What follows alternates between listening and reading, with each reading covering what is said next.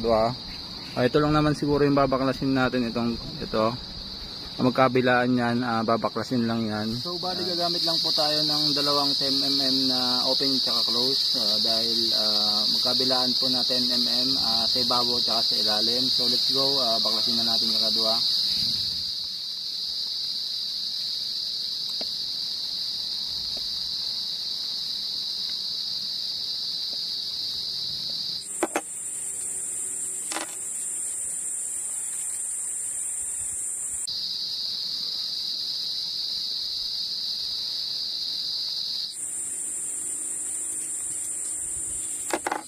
Yung stock na brake lever ng ating motor na si Matmat, ito po yun, yung kadwa, ayan. So ito po yung papakita natin na sinasabi kong tabingi na po, ayan. Ito po yung tabingi kakadwa, ayan. So dapat ganyan po yan, straight po yan.